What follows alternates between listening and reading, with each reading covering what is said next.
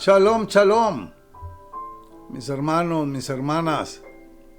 Sean todos muy bienvenidos a este tiempo de estudio, de reflexión y de búsqueda sincera de la verdad de nuestro Padre Santo Yahweh Elohim. Hoy vamos a entrar en un tema que por siglos ha generado preguntas, confusión y un enorme vacío en la mente de muchos creyentes. ¿Por qué? ¿Qué ocurrió realmente entre el final del Tanaj y la aparición de Yahshua HaMashiach? ¿Por qué la mayoría de las personas leen sus escrituras, llegan a Malaquías, cierran el Tanaj y cuando abren el llamado Nuevo Testamento ya están en Mateo? Y sienten como si la historia hubiera dado un salto inexplicable, como si algo enorme hubiera pasado, pero nadie se los contó. Pero mis hermanos, mis hermanas, entre estos dos puntos ocurrieron acontecimientos gigantescos, movimientos históricos que transformaron el mundo antiguo y prepararon el escenario exacto, perfecto, para la llegada del Mesías.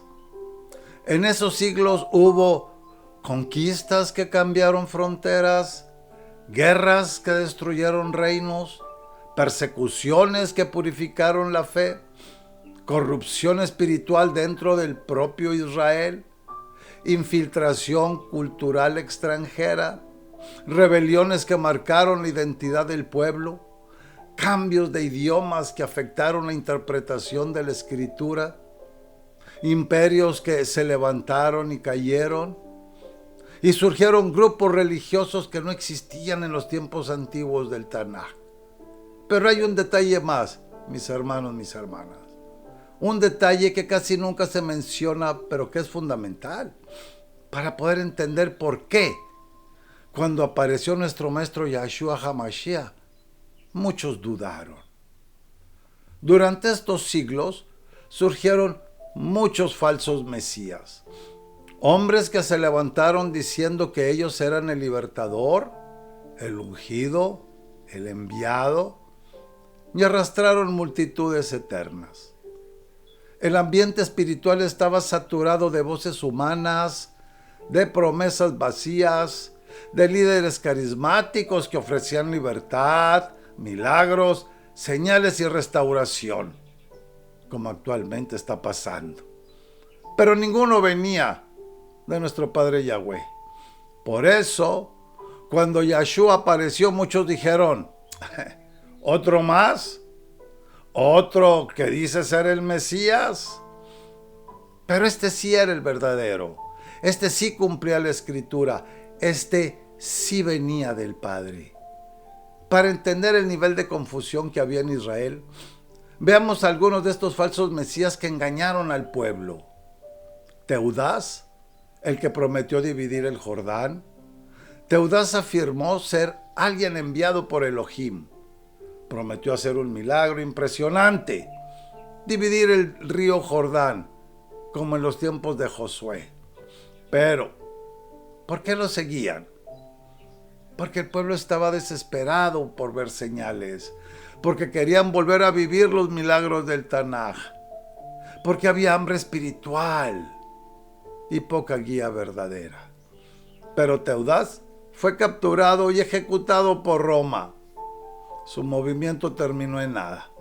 La escritura misma lo menciona en Masé Hechos 5:36. Está también Judas el Galileo, el Mesías político, fundador del movimiento Zelote, un grupo radical que buscaba liberar a Israel por la fuerza. Judas se proclamó líder libertador y provocó una rebelión contra Roma. ¿Pero por qué lo seguían? Porque Roma oprimía al pueblo con impuestos injustos, porque muchos esperaban un Mesías guerrero, porque querían libertad política, no transformación espiritual. Su rebelión terminó en sangre y destrucción. Está también Simón de Perea, el esclavo que se proclamó rey. Simón era un esclavo del rey Herodes. Se levantó diciendo que él era el elegido para liberar a Israel. Incendió palacios, reunió seguidores y se proclamó rey. Otra vez. ¿Pero por qué lo seguían? Porque Herodes era odiado por muchos, porque Simón prometía justicia y venganza, y porque el pueblo quería un líder fuerte que los defendiera. Pero también fue derrotado y ejecutado. Está también Atragas o Atrogas, el restaurador nacional, otro líder rebelde que se proclamó libertador. Reunió multitudes y prometió restaurar la gloria de Israel. Y la misma pregunta, ¿pero por qué lo seguían? Porque él hablaba con autoridad, porque prometía restauración nacional, porque la gente estaba espiritualmente hambrienta y emocionalmente vulnerable. Pero su movimiento también terminó en fracaso. Y también está el egipcio, el que prometió derribar las murallas. Este falso profeta llevó a miles al monte de los olivos diciendo que las murallas de Jerusalén caerían milagrosamente. Ahí en Hechos 21:38 lo menciona directamente. Y otra vez, ¿por qué lo seguían? Porque prometía señales sobrenaturales, porque el pueblo quería ver el poder de Yahweh manifestado, porque muchos estaban desesperados por un cambio. Pero nada ocurrió. Roma lo persiguió y su movimiento se dispersó. ¿Por qué los engañaban tan fácilmente? Mis hermanos, mis hermanas, la respuesta es profunda y dolorosa. Israel estaba oprimido por Roma, había hambre espiritual, había esperanza mesiánica en el aire, pero había ignorancia de la Escritura, había dolor, cansancio y desesperación, había falta de discernimiento y muchas voces humanas, pero poca obediencia a la voz de Yahweh, como pasa actualmente. El pueblo quería un Mesías, pero quería un Mesías a su manera, no a la manera del Padre. Por eso cuando Yahshua apareció, no vino como guerrero, no vino como político, no vino como revolucionario, no vino a derrocar a Roma, no vino a cumplir las expectativas humanas.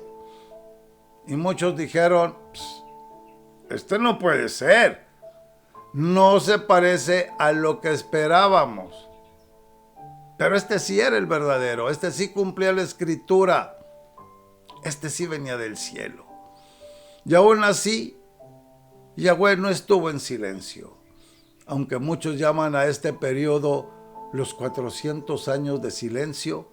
Eso no significa que Yahweh estuviera ausente. No hubo nuevos escritos proféticos añadidos a la Escritura, pero el Padre seguía moviendo la historia mundial como un maestro que acomoda cada pieza para que sus profecías se cumplan exactamente en el tiempo señalado. Pero antes de entrar de lleno en el estudio, quiero comenzar con una historia. Se cuenta que hace muchísimos años un hombre caminaba por una construcción enorme, donde cientos de trabajadores colocaban piedras gigantes para levantar un palacio. Al acercarse vio algo extraño. Algunas piedras parecían estar en lugares incorrectos, otras parecían inútiles y algunas ni siquiera parecían encajar. Entonces preguntó al arquitecto, ¿cómo sabes que todo esto terminará bien si ahorita parece un caos? Y el arquitecto respondió, porque tú solamente estás viendo piedras individuales, pero yo estoy viendo el diseño completo. Mis hermanos, mis hermanas, eso fue exactamente lo que ocurrió durante estos llamados 400 años de silencio. La gente veía guerras, imperios, corrupción, violencia, paganismo, confusión política. Pero Yahweh veía el diseño completo. Él estaba acomodando cada pieza de la historia para el momento exacto en que aparecería el Mesías. Y antes de entrar más profundo, hay algo muy importante que debemos aclarar desde el principio para no crear confusión. Porque dependiendo de la escritura que una persona tenga, el Tanaj aparece terminar en diferentes libros. El Tanaj, lo que le llaman el Antiguo Testamento. Y eso tiene una explicación histórica muy interesante. Muchísimas Biblias modernas occidentales siguen el orden griego de la Septuaginta. Y en ese orden, el último libro del llamado Antiguo Testamento es el libro de Malaquías. Por eso mucha gente piensa automáticamente que Malaquías es el cierre final del Tanaj. Pero en el orden hebreo tradicional, el Tanaj no termina en Malaquías. Termina en Divrei Hayamim Bet, o Segunda de Crónicas. Y esto es muy importante entenderlo, porque el Tanaj hebreo está organizado de manera diferente. Está dividido en la Torá, los Neviim o profetas y los Ketubim, los escritos. Y dentro de ese orden antiguo, el último libro es el Segunda de Crónicas. Ahora miren qué impresionante termina el Tanaj hebreo. Vayamos ahí a Divrei Hayamim Bet, Segunda de Crónicas 36, 22, 23. Miren qué hermoso dice. Así dice Koresh, rey de Persia. Yahweh, el Elohim del cielo, me ha dado todos los reinos de la tierra y me ha encargado que le edifique una casa en Jerusalén.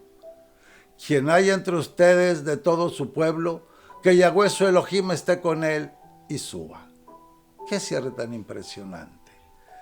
Porque el Tanaj hebreo no termina con destrucción, no termina con derrota, no termina con oscuridad. Termina con un llamado. Suban, regresen, restauren, vuelvan a Jerusalén. Termina con esperanza.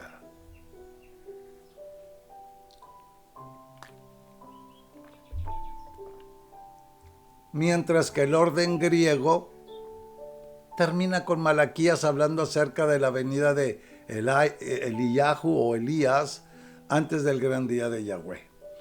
Y ambas cosas son importantes, pero el orden hebreo tradicional tiene una profundidad profética impresionante, porque siglos después, Yahshua aparecería precisamente en una tierra que seguía esperando restauración, redención y consolación.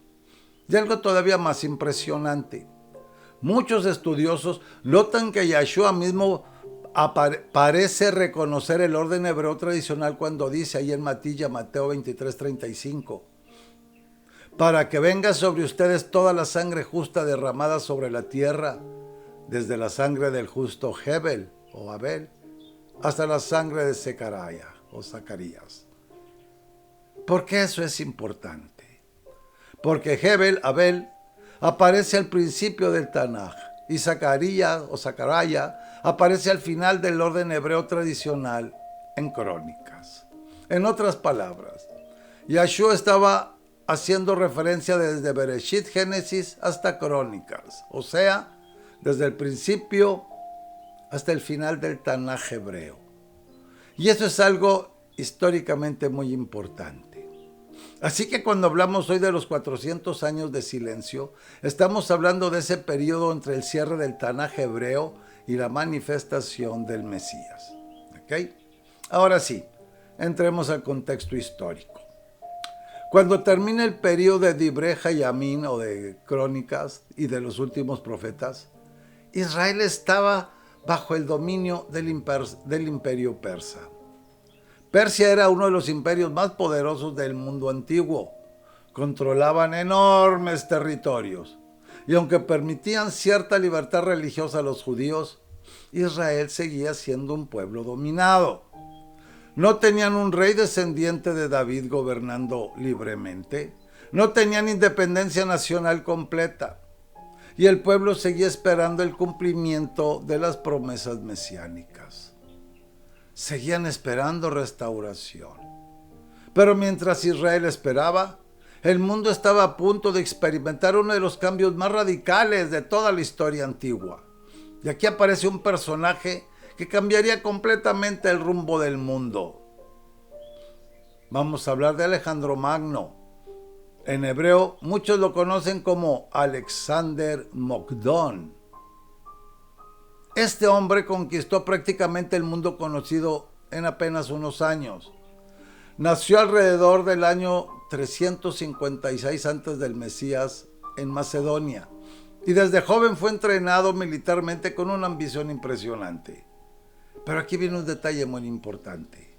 Alejandro no solamente conquistaba territorios, también expandía la cultura griega. Expandía el idioma, la filosofía, las costumbres, expandía el pensamiento helenista. Y eso afectaría profundamente al pueblo de Israel. Porque antes de Alejandro, muchos pueblos mantenían culturas separadas. Pero después de él, el mundo comenzó a helenizarse. Pero, algunos preguntarán, ¿qué significa helenizarse? Bueno, muy sencillo. Significa adoptar una cultura griega. Y poco a poco el idioma griego comenzó a dominar regiones enteras. La educación griega comenzó a influir generaciones completas. Las costumbres griegas comenzaron a infiltrarse en muchísimas naciones. Y aquí comienza una de las partes más importantes de esos 400 años. Porque Israel ahora tendría que luchar no solamente contra enemigos militares, sino contra algo mucho más peligroso: la asimilación cultural. Y lo impresionante es que siglos antes, el profeta Daniel ya había hablado proféticamente de Grecia. Vayamos a Daniel 8:5 al 8, que dice: ahí Daniel describe un macho cabrío que viene velozmente del occidente y derrota violentamente al carnero. Y después la misma visión explica que ese macho cabrío representa al reino de Grecia. Mis hermanos, mis hermanas, esto fue escrito siglos antes de Alejandro Magno. Y la precisión histórica es impresionante, porque Alejandro conquistó el imperio persa con una velocidad increíble. Egipto cayó, Persia cayó, Siria cayó. Grandes regiones fueron dominadas rápidamente. Pero mientras los hombres solamente veían conquistas militares, Yahweh estaba preparando algo mucho más grande. Porque la expansión griega produciría algo importantísimo para el futuro. ¿Saben qué es? Un idioma común. ¿Sabe cuál era? El griego koiné. Y siglos después, ese idioma ayudaría a que el mensaje del Mesías pudiera expandirse rápidamente por muchísimas regiones del mundo conocido. Mis hermanos, mis hermanas, el Padre nunca perdió el control de la historia, porque hay algo verdaderamente impresionante en todo esto. Porque mientras el pueblo de Israel pensaba solamente en sobrevivir bajo imperios humanos, Yahweh estaba preparando el escenario mundial para algo mucho más grande que una restauración política. Él estaba preparando la llegada del Mesías. Y aquí es donde debemos detenernos un momento para entender algo muy importante. Muchas veces nosotros creemos que Yahweh solamente obra dentro de Israel. Pero durante estos 400 años vamos a ver algo sorprendente.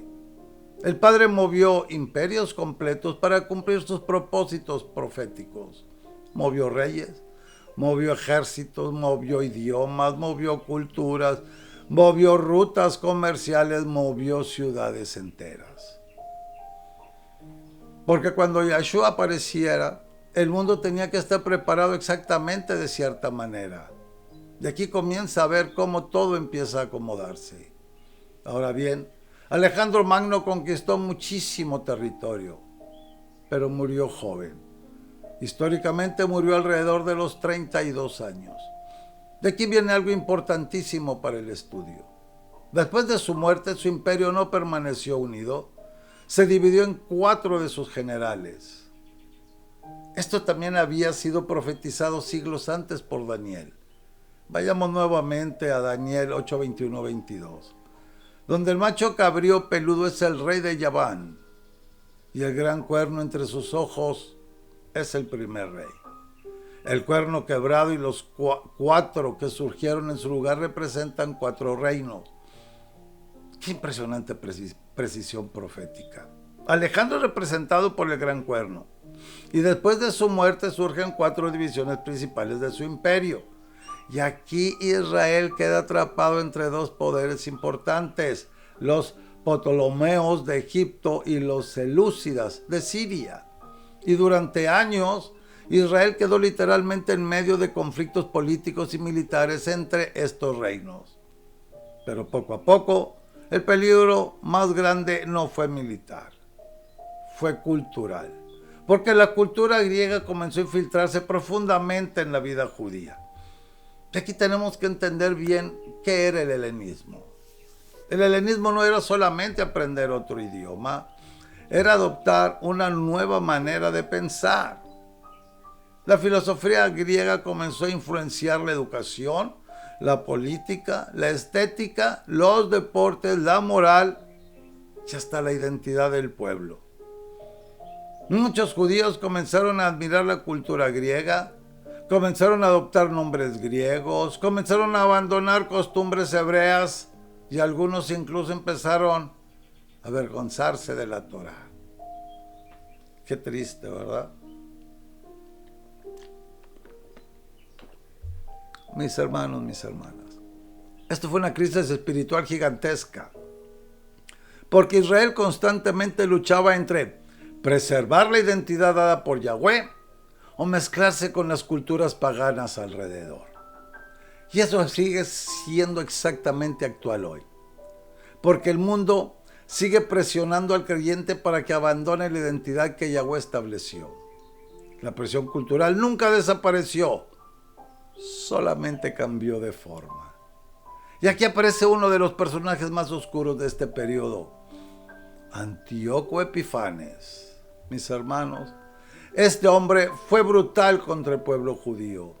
Gobernó desde el imperio selúcida alrededor del año 175 antes del Mesías y quiso hacer algo extremadamente peligroso: eliminar completamente la identidad hebrea. Y aquí la historia se pone intensísima. Miren lo que Antíoco prohibió, fíjense, guardar el Shabbat. No está prohibido ahora por las religiones, no se juntan los domingos, no se juntan en Shabbat, pero bueno. Guardar el Shabbat, circuncidar niños, leer la Torá, guardar las fiestas bíblicas. Y no solamente eso, también profanó el templo en Jerusalén. Históricamente sabemos que colocó símbolos paganos dentro del templo y sacrificó animales inmundos. Imaginen el impacto espiritual de eso para Israel. Fue una abominación terrible, y aquí muchísimos estudiosos conectan esto con las profecías de Daniel acerca de la abominación desoladora. Vamos otra vez al libro de Daniel 11:31. Se levantarán fuerzas de su parte que profanarán el santuario, quitarán el sacrificio continuo y pondrán la abominación desoladora. Qué impresionante, ¿verdad?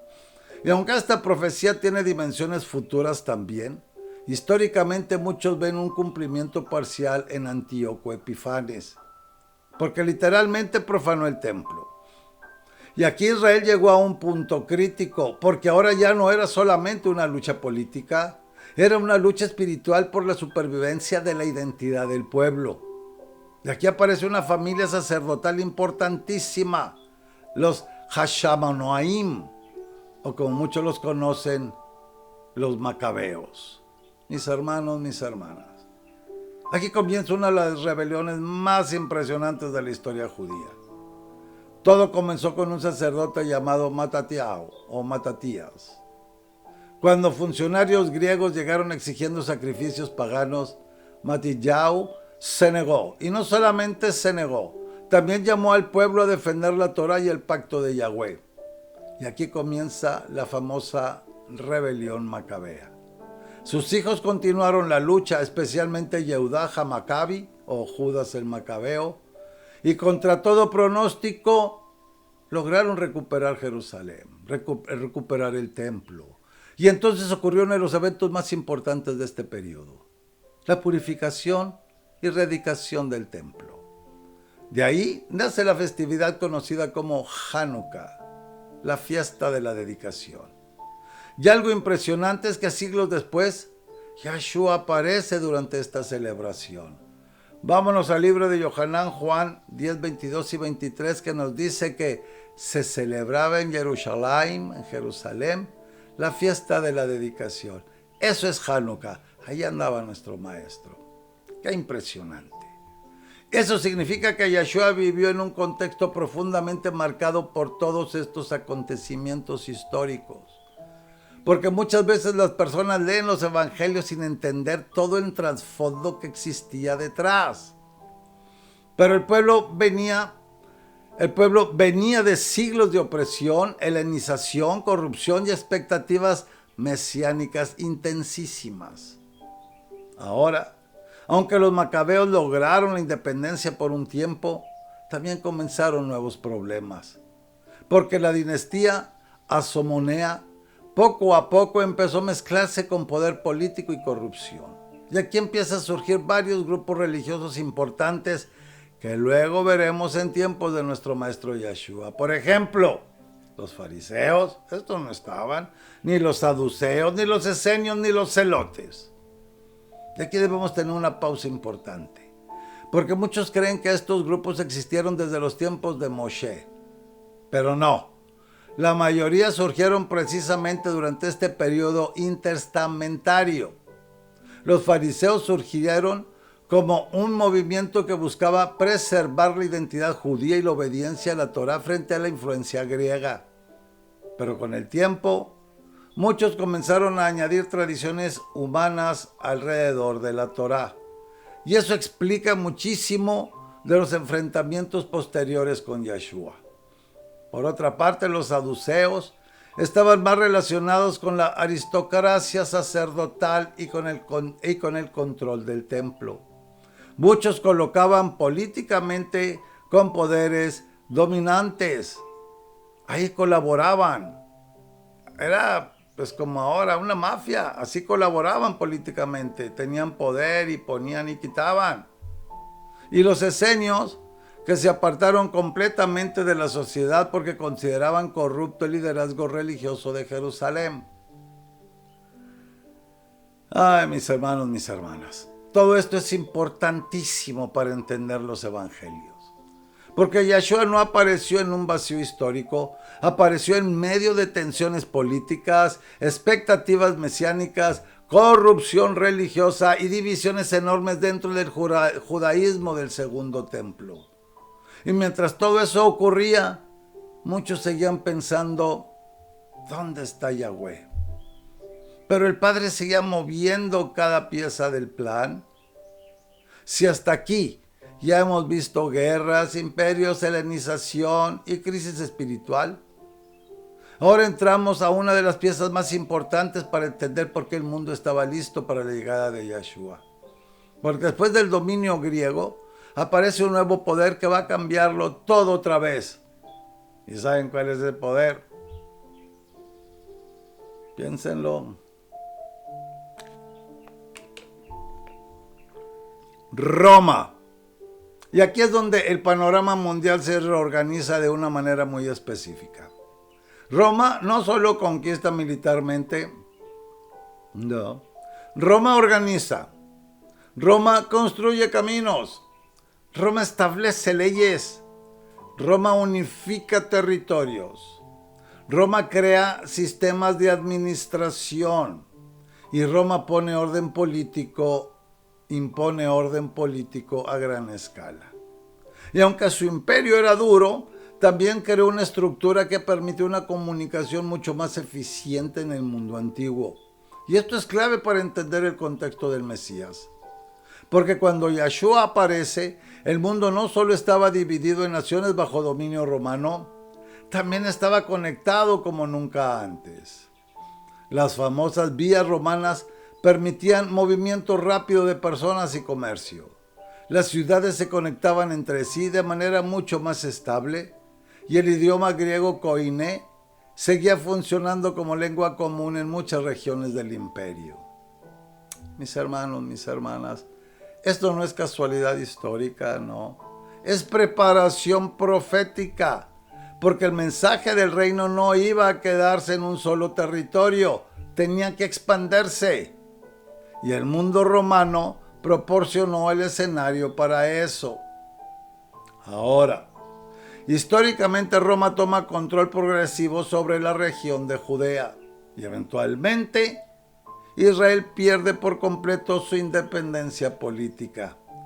Y aquí aparece una figura muy importante dentro de este contexto romano. ¿Saben quién es?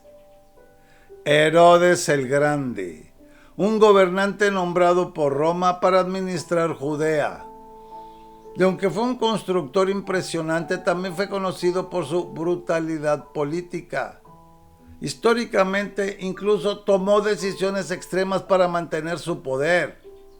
Y bajo su gobierno, el pueblo judío vivió una mezcla de control romano, autoridad local, tensión religiosa y expectativas mesiánicas crecientes. Porque en este tiempo, el pueblo no solo estaba oprimido políticamente, también lo estaba espiritualmente, expectante. Las profecías de Daniel, de Isaías, de Jeremías y otros profetas habían generado una expectativa enorme sobre la venida del Mesías, especialmente la idea del reino de Yahweh y la restauración de Israel. Y aquí ocurre algo muy importante.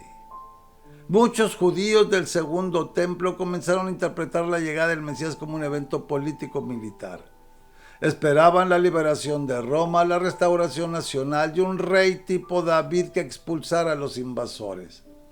Pero el plan del Padre era mucho más profundo, porque el Mesías no venía primero a establecer un reino político, venía a restaurar el corazón del hombre, así como lo oyen. Y eso causaría choque.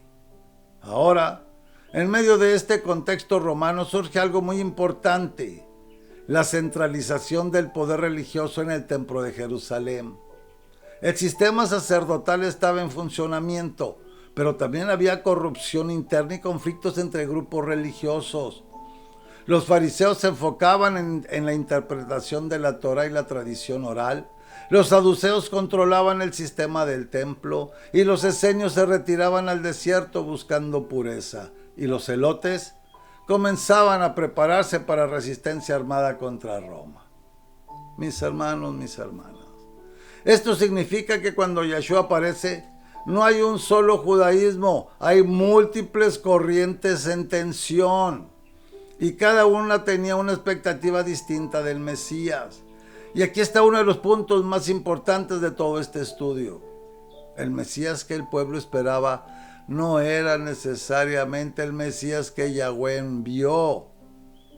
Por eso cuando Yahshua aparece, muchos no lo reconocen, porque su mensaje no era político, era espiritual, era el reino de Yahweh, era del arrepentimiento, era de transformación interior.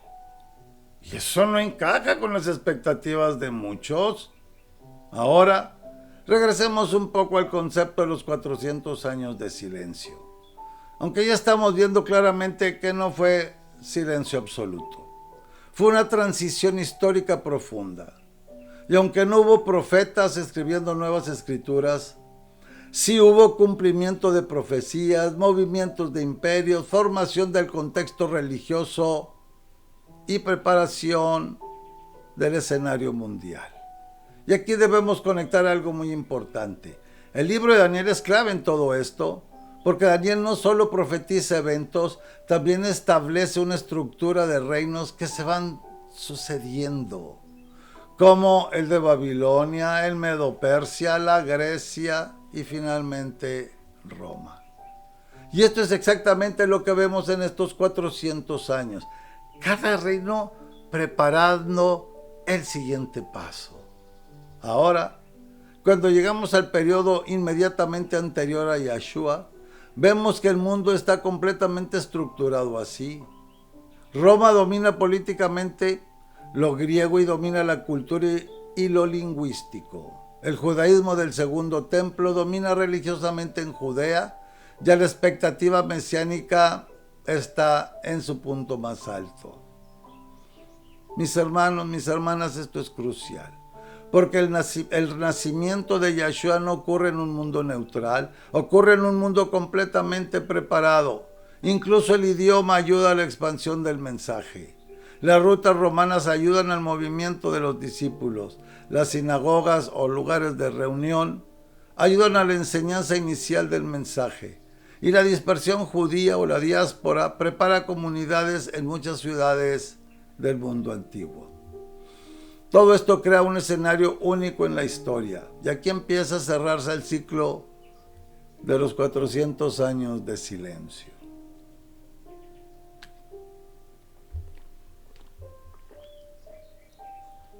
Porque cuando aparece Yohanan el Inmersor, conocido en el mundo cristiano como Juan el Bautista, la escritura vuelve a hablar, y luego aparece Yeshua HaMashiach, cumpliendo todo lo que había sido preparado durante siglos.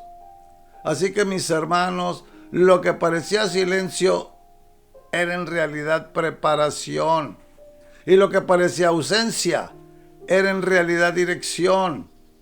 Yahweh no estaba lejos, Yahweh estaba escribiendo historia. Mis hermanos, mis hermanas. Ahora entramos a una de las partes más reveladoras de todo este estudio. Porque después de ver imperios, guerras, helenización, Roma, el sistema religioso del Segundo Templo y la expectativa mesiánica, tenemos que entender algo fundamental. Todo este proceso no solo fue histórico, fue profundamente profético. Y aquí es donde el concepto de silencio se rompe completamente. Porque si uno mira con cuidado, estos 400 años están llenos de cumplimientos indirectos de profecías ya dadas. No nuevas palabras proféticas, pero sí desarrollo de lo que ya había sido hablado. Y esto es muy importante, porque muchas veces pensamos que Yahweh solo habla cuando hay profetas escribiendo. Pero la escritura también muestra que Él gobierna la historia incluso cuando no hay nuevas revelaciones escritas. Ahora, vamos a conectar esto con algo clave. En Daniel, el Padre muestra una secuencia de reinos que dominarán el mundo. El Babilonia, Medio Persa, Grecia, Roma. Y lo más impresionante es que estos 400 años encajan perfectamente en la transición entre estos reinos. No hay caos fuera de control, hay una línea profética en movimiento. Y aquí debemos entender algo profundo. Yahweh no solo anuncia el futuro, Él también lo estructura. ¿Okay? Ahora pensemos en esto. El mundo antiguo antes de Roma era fragmentado. Cada región tenía su propio sistema. Pero con Roma aparece algo nuevo, una unidad administrativa global. Con Grecia aparece algo nuevo, unidad cultural y lingüística. Con la dispersión judía aparece algo nuevo, sinagogas en muchas ciudades del mundo. Y mis hermanos, mis hermanas, todo esto prepara un fenómeno único. La rápida expansión del mensaje del Mesías. Porque cuando Yeshua aparece, no aparece en un mundo primitivo aislado, aparece en un mundo conectado como nunca antes. Y esto es muy importante para entender el libro de los Hechos. Ahora, hay otro detalle clave que debemos ver. Durante este periodo interestamentario, bueno, también se desarrolla una fuerte expectativa escatológica dentro del judaísmo. Decir, la gente esperaba intervención divina, esperaban liberación, juicio sobre opresores, restauración de Israel y el cumplimiento de las promesas mesiánicas. Pero el problema es que muchas de estas expectativas se habían mezclado con ideas políticas y humanas, y ahí comienza la confusión. Porque cuando Yahweh cumple su promesa, lo hace de una manera mucho más profunda de lo que el pueblo esperaba. El Mesías no vino primero como un líder militar, vino como el siervo sufriente. No vino primero a destruir imperios humanos, vino a restaurar el corazón del ser humano. Y eso no encajaba con muchas expectativas del tiempo. Ahora vamos a conectar algo histórico muy importante. El sistema religioso del Segundo Templo ya estaba establecido. Había sacerdocio, sacrificios, calendarios, fiestas y estructuras de enseñanza. Pero también había tensión interna, como las interpretaciones distintas de la Torá, conflictos de autoridad y corrupción en ciertos sectores. Y esto explica muchísimo de los enfrentamientos que vemos en los evangelios, porque Yeshua no entra en un vacío religioso, entra en un sistema complejo, ya desarrollado durante siglos. Y aquí aparece algo muy importante. Las sinagogas, los lugares de reunión. Porque las sinagogas no eran el templo, eran centros de enseñanza local. Y durante esos 400 años se convirtieron en el principal lugar de instrucción de la Torá fuera de Jerusalén. Esto fue clave para el futuro porque cuando los discípulos comenzaron a predicar, ya existía una red global de sinagogas en la diáspora judía. Eso permitió que el mensaje del Mesías se expandiera rápidamente. ¿Ok? Mis hermanos, mis hermanas, esto no es casualidad, es preparación histórica dirigida. Ahora, otro punto importante, el idioma griego koine. Este idioma se convirtió en la lengua común del mundo mediterráneo. Y eso permitió que ideas, escritos, cartas y enseñanzas pudieran ser entendidas en múltiples regiones. Por eso el Brit Hadashah, o el Nuevo Pacto, fue escrito en gran parte en el griego koiné, porque el mundo estaba listo para ese tipo de comunicación. Y aquí debemos ver algo profundamente hermoso. Yahweh no solo preparó el mensaje, también preparó el idioma del mensaje. Ahora llegamos a un punto muy importante del estudio, porque cuando Yahshua aparece, el mundo está en una tensión máxima. Cuando Él apareció, el mundo era un caos, políticamente, religiosamente, culturalmente y espiritualmente. Y esa tensión explica por qué su mensaje fue tan impactante. Porque no venía a ajustar el sistema existente, venía a anunciar un reino completamente diferente. El reino de Yahweh. Y ese reino no dependía de Roma, no dependía del templo, no dependía de los fariseos, no dependía de ninguna estructura humana. Dependía solamente del Padre. Y eso lo cambió todo. Ahora, cuando miramos hacia atrás a estos 400 años, podemos ver algo con claridad. No fueron años de ausencia, fueron años de preparación silenciosa, pero activa. Y aquí es donde el estudio comienza a aterrizar en una conclusión importante. Porque el mayor peligro de este periodo no fue el silencio de Yahweh, fue la interpretación humana del silencio. Muchos asumieron Yahweh ya no está hablando, pero en realidad Él estaba hablando a través de la historia, a través de imperios, a través de conflictos, a través de culturas, a través de acontecimientos globales. Y cuando finalmente aparece Yahshua, todo encaja perfectamente. Las profecías, la historia, el idioma, el contexto, las expectativas. Todo converge en un solo punto. El Mesías ha llegado. Mis hermanos, mis hermanas. Ahora llegamos a uno de los puntos más profundos de todo este estudio. Porque después de ver cómo Yahweh movió imperios, culturas, lenguas y sistemas religiosos, tenemos que entender algo esencial. El propósito final no era solo preparar el mundo, era preparar un pueblo que pudiera reconocer al Mesías. Y aquí aparece una tensión muy fuerte. Porque aunque el mundo estaba preparado estructuralmente, el corazón humano muchas veces no estaba preparado espiritualmente. Y eso explica una de las frases más trágicas del relato del Evangelio cuando dice: vino a los suyos y los suyos no lo recibieron. No fue falta de evidencia, no fue falta de profecía, no fue falta de señal. Fue una expectativa distorsionada. Porque muchos esperaban un Mesías que confirmara sus estructuras, no uno que las confrontara. Y aquí entendemos algo clave de esos 400 años.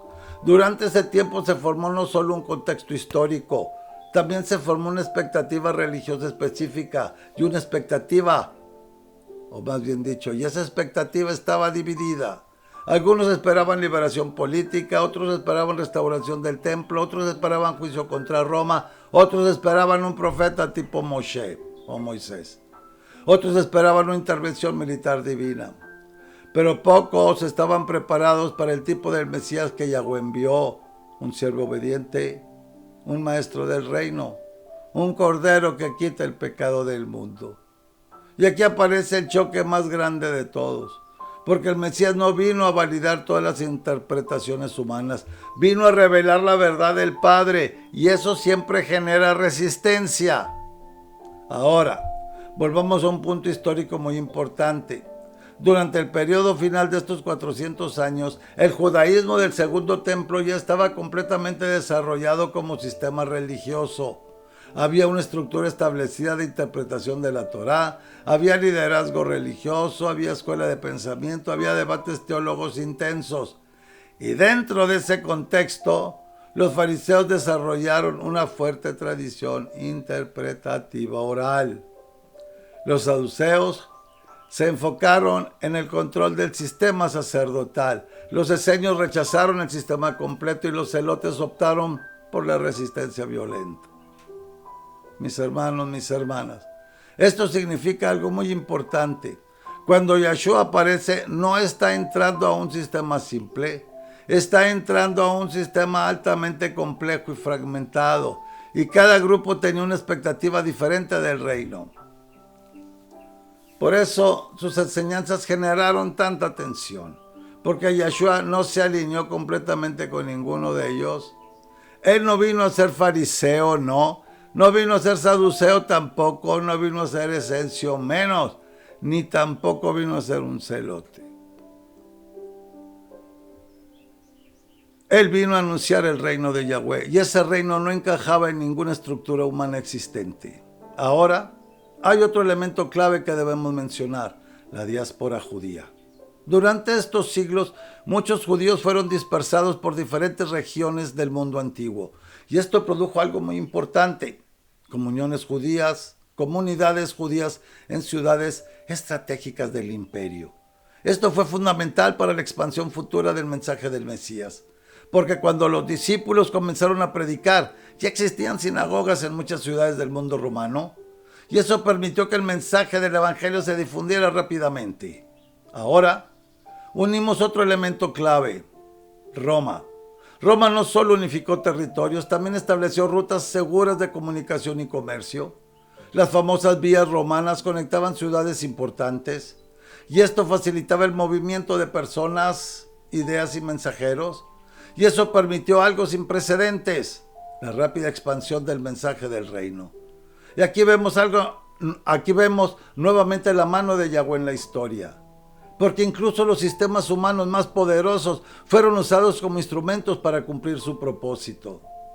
Ahora, regresemos al concepto de silencio, porque lo que hemos visto claramente es esto: Yahweh no dejó de actuar, Yahweh dejó de dar nuevos escritos proféticos, pero siguió hablando a través de la historia. Y esto es muy importante espiritualmente, porque muchas personas interpretan el silencio de Yahweh como ausencia, cuando en realidad puede ser dirección en progreso. Durante estos siglos, los imperios suben y caen, las culturas cambian, los idiomas se expanden, las guerras reordenan regiones y las ideas se transforman. Y todo eso prepara el escenario perfecto para la llegada del Mesías. Ahora, cuando Yahshua finalmente aparece en la escena histórica, el mundo ya está listo. El idioma común existe, las rutas existen, las sinagogas existen, la expectativa mesiánica existe, la dispersión judía existe, el sistema religioso está establecida.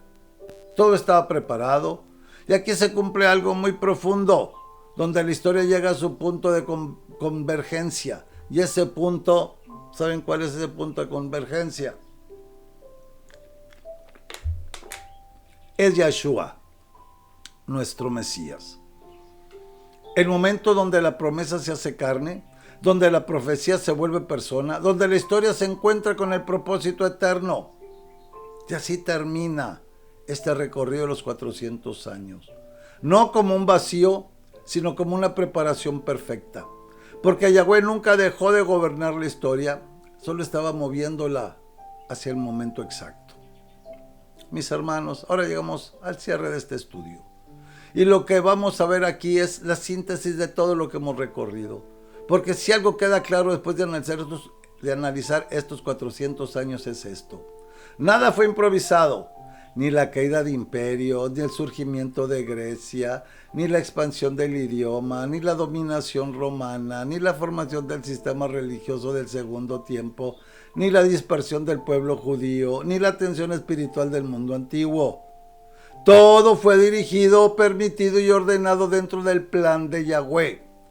Y esto cambia completamente la forma en la que entendemos la historia, porque lo que muchos llamaron silencio, en realidad fue dirección invisible. Ahora quiero que miremos el panorama completo por un momento.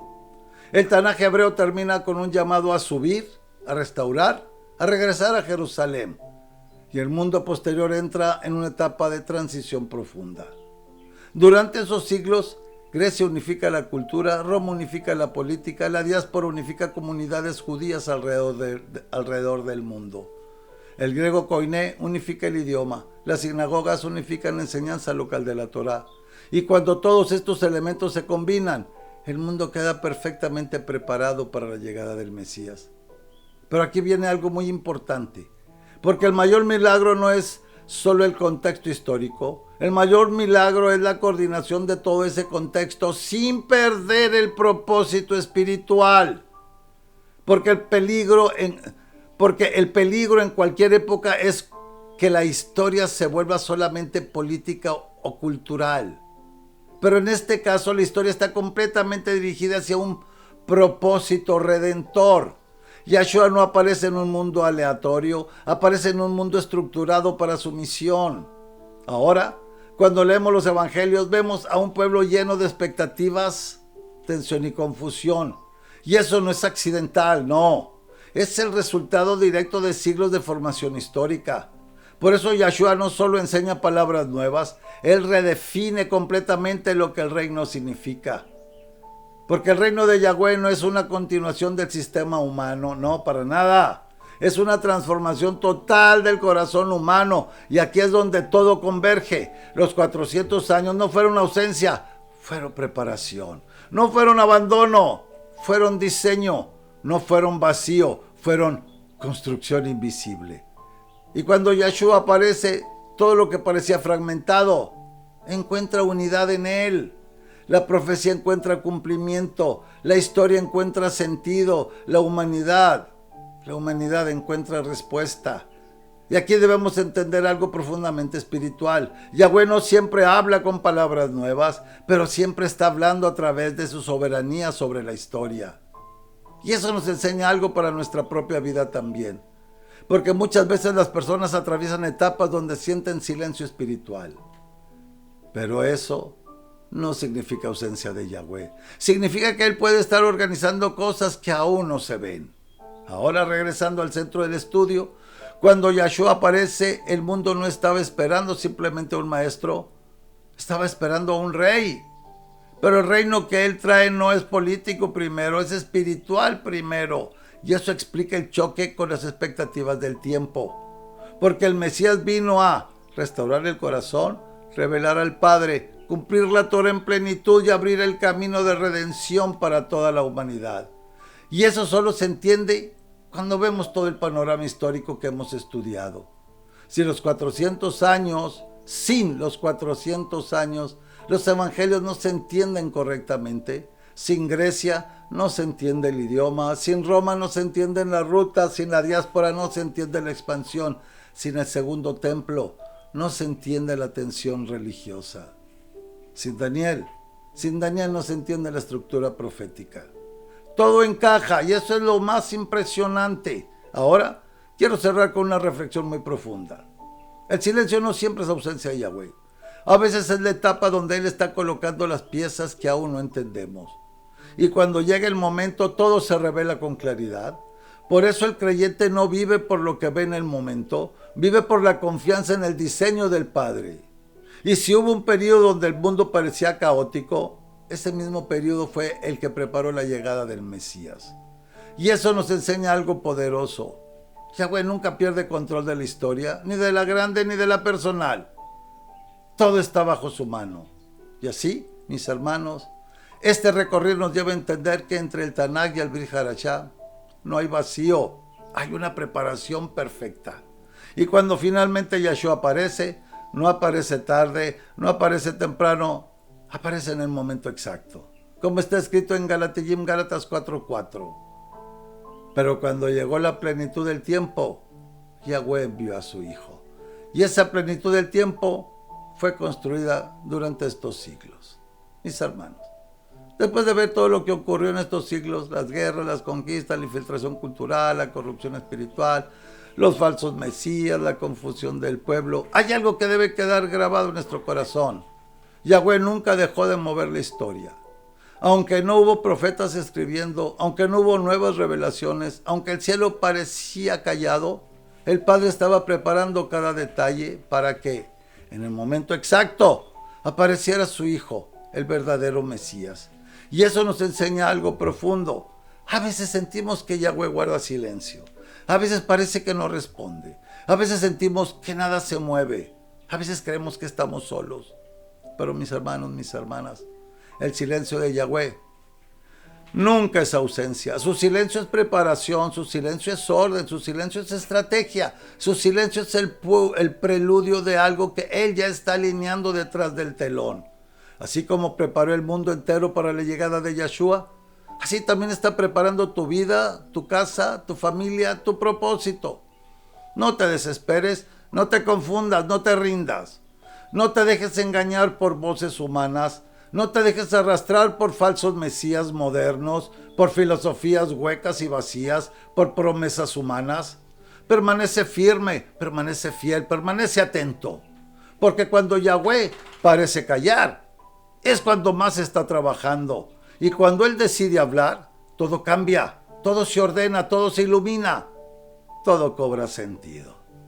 Mis hermanos, mis hermanas, gracias por acompañarme en este recorrido profundo por la historia, por la profecía y por el corazón del Padre. Que Yahweh les dé discernimiento para no dejarse engañar, que les dé paciencia para esperar su tiempo, que les dé fuerza para mantenerse firmes, que les dé shalom en medio de cualquier silencio, y que la luz de Yeshua HaMashiach ilumine su camino, que su verdad los sostenga y que su presencia los acompañe cada día. Shalom, shalom, mis hermanos. Hasta aquí la palabra ha hablado. Yo solo he sido la voz que la transmite, porque la verdad no nace de mí, viene del Creador. Cada uno de ustedes tiene el libre albedrío dado por Yahweh Elohim para decidir qué hacer con lo que escuchó hoy, porque la verdad no obliga, pero sí confronta. Solo recuerda esto: cuando dejes tu cuerpo no habrá templos, no habrá religiones, no habrá excusas. Solo habrá dos caminos y ambos son eternos: la gloria y el lago de fuego. Y ese camino no lo elige tu pastor, ni tu tradición, ni tu familia, lo eliges solamente tú. Cada uno decida hoy a quién quiere obedecer, a quién quiere seguir. Bueno, nuevamente, como siempre les digo, que ha sido un honor y un verdadero placer para mí el compartir este tiempo de estudio con cada uno de ustedes. Gracias por abrir su corazón, por escuchar, por buscar la verdad y por caminar juntos en esta restauración. Que el shalom y las bendiciones de nuestro Padre Celestial Yahweh Elohim reposen siempre sobre sus hogares y sobre sus corazones, en el nombre de Yeshua HaMashiach, nuestro Maestro y Salvador. ¿Ok? Y amados hermanos y hermanas, si este estudio ha sido de bendición para sus vidas, les invito con todo mi corazón a suscribirse al canal y acompañarnos en este camino de verdad y restauración.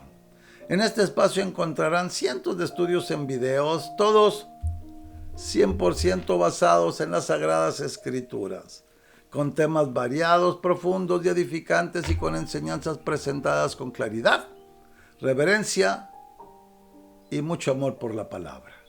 Cada estudio está hecho para despertar, fortalecer y guiar.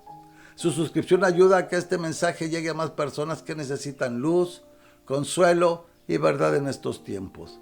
Y repartan todos los estudios, mis hermanos, mis hermanas, son gratis. Yo no cobro por llevarles la verdad de lo que las Escrituras dicen. Este ministerio es gratis, completamente gratis. Aquí no se piden diezmos, no se piden ofrendas. Aquí lo único que yo pido es que distribuyan los estudios para que despierten almas dormidas en las religiones. Que Yahweh bendiga sus vidas, sus hogares y sus pasos en Yeshua HaMashiach, nuestro Maestro. Y gracias por caminar con nosotros en este ministerio. Shalom, shalom, amada familia. Y nos vemos en la siguiente reunión, si Yahweh Elohim así lo permite. Hasta la próxima, cuídense mucho. Shalom, shalom.